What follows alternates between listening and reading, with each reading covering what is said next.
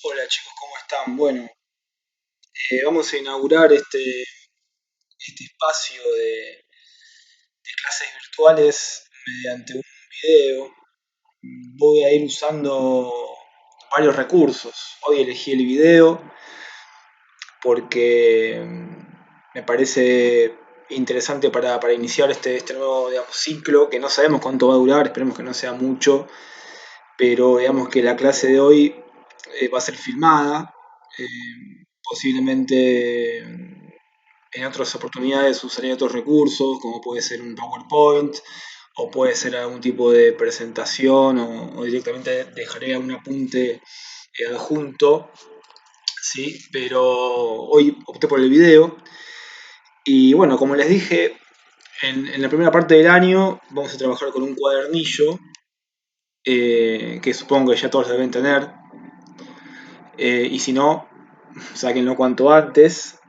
Es un cuadernillo que recopila varios ensayos, que son textos claves de la literatura argentina de principios del siglo XX. El primero de ellos es un texto de Eduardo Mallea, que es sobre el autor que les voy a hablar ahora. ¿Sí?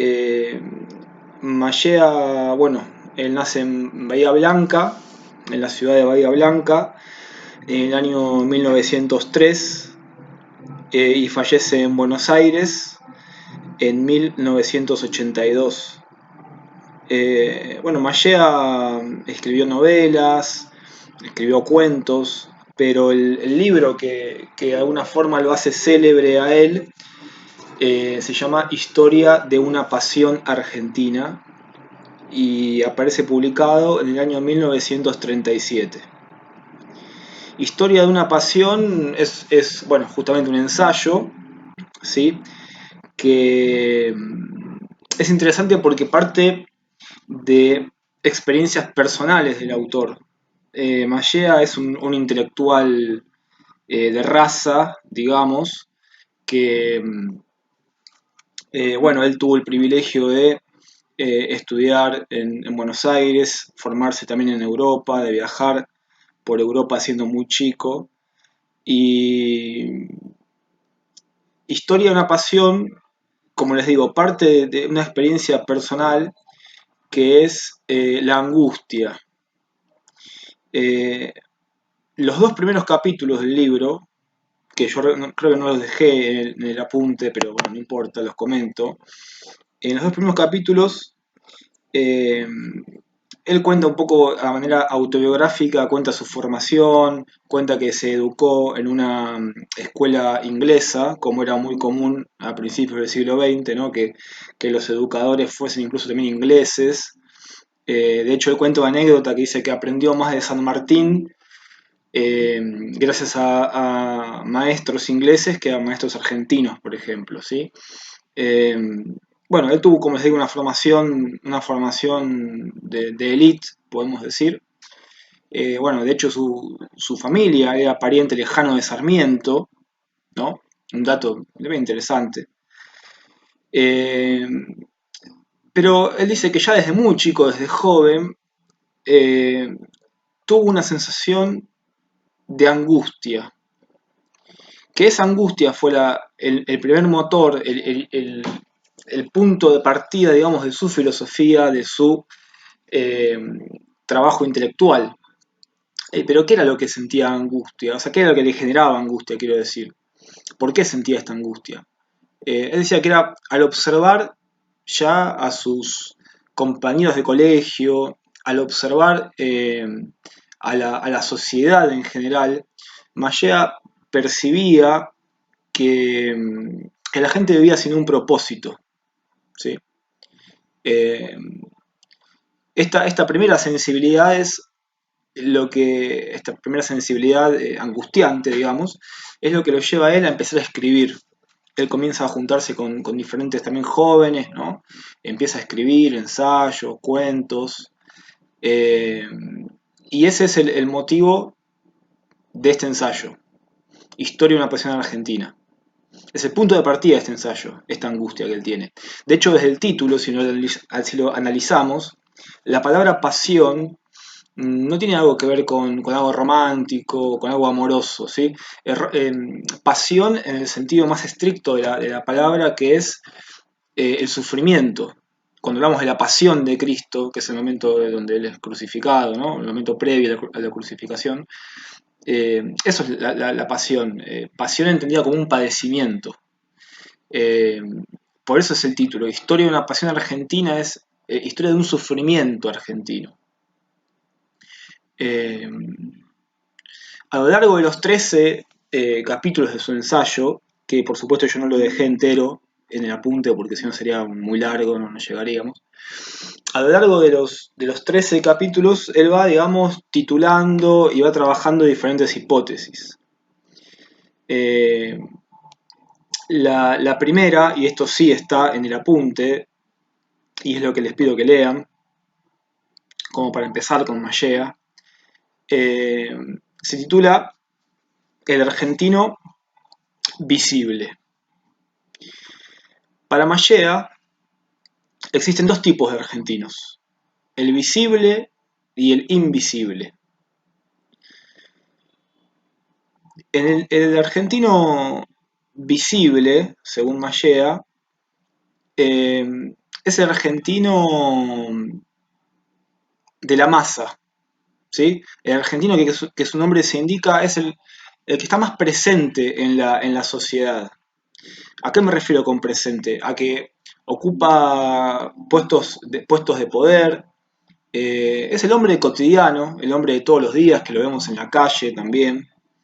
Eh, pero lo importante es que Maya dice que el argentino visible es aquel que ha sustituido el vivir, el acto de vivir, por un representar. Por eso es visible, porque representa. No vive de forma espontánea, de forma sincera, de forma comprometida, sino que es un tipo de hombre que se preocupa más por la apariencia, por guardar cierta reputación social, que actúa muchas veces debido a esto, actúa por conveniencia. Eh, Consecuentemente, no es sincero, porque si actúa por conveniencia, bueno, es muy propenso a mentir, es muy propenso a representar, es muy propenso a querer quedar bien socialmente hablando, es un hombre que no se la juega, es un hombre tibio, podemos decir. Eh, y dice Mallea que este tipo de hombre suele encontrárselo en la ciudad. Digamos que la ciudad con todas sus estructuras, con todas sus instituciones, es el ámbito donde se mueve el hombre visible. Y es el tipo de hombre que, por ejemplo, un extranjero se encuentra y conoce cuando, por ejemplo, hace turismo por la ciudad o sí, por Buenos Aires, digamos. Es el típico de hombre que sale siempre al encuentro y es lamentablemente, según Mallea, por supuesto que Mallea no ve este tipo de hombre como un modelo a seguir, es lamentablemente un tipo de hombre que, digamos, cuya imagen es asimilada por los extranjeros. O sea, ¿qué imagen tienen del argentino, alguien que viene de afuera a visitar al país? Bueno, tienen la imagen de un sujeto visible, ¿sí? De un sujeto que representa antes de vivir. Eh, Otra cosa muy importante también que dice acerca de este hombre, de ese tipo de hombre, es una categoría, digamos, filosófica, ¿no? Maya dice que este sujeto se preocupa más por los medios que por los fines, ¿sí? O sea, vive en los medios, vive de los medios, por eso es un mediocre. Es un concepto muy importante porque más adelante vamos a leer un libro que se llama justamente El hombre mediocre, de otro autor, de José Ingenieros, y vamos a ver que hay muchos puntos en común con Mallea, ¿sí? Eh, entonces, volviendo, ¿no? Digamos que vive en los medios.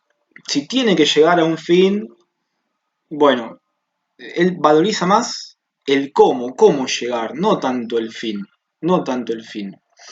Es decir, esto no lo dice Mallea, pero es un ejemplo que yo pongo para que se entienda bien el concepto, ¿no?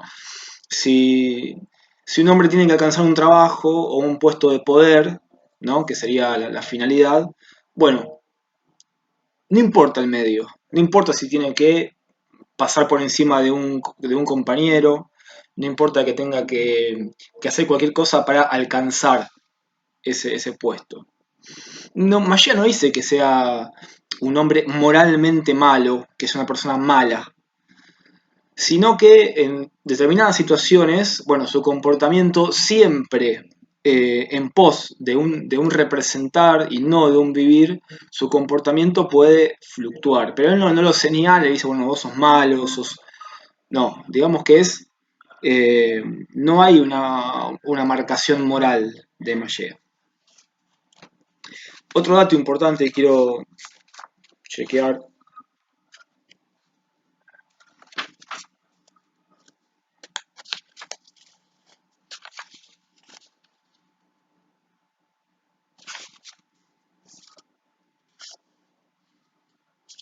Acá hay una cita muy interesante, ¿no? Que, que dice que los hombres mediocres, los hombres, perdón, visibles, tienen una función adjetiva y no sustantiva en nuestro mundo, ¿no? Una función adjetiva. Van a ver cuando lean que el ensayo de Mallea es muy, digamos, por momentos hasta poético, ¿sí? Porque Mallea, yo siempre digo en las clases que antes de ser un ensayista, él era un novelista. Él es básicamente un escritor que escribe novelas.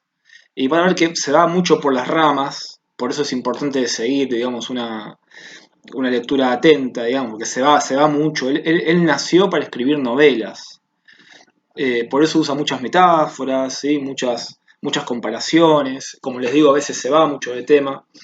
Pero lo importante es esto, ¿no? Que el hombre, el hombre visible tiene una función adjetiva, como si estuviera agregado, ¿no? Un adjetivo, bueno, una de las funciones del adjetivo es agregar información, acompañar a un sustantivo para agregar información, para definirlo. Pero en el término que Mallea lo dice, es más bien, tiene una función agregada, que no es sustantiva, no es nuclear en la sociedad. Eh,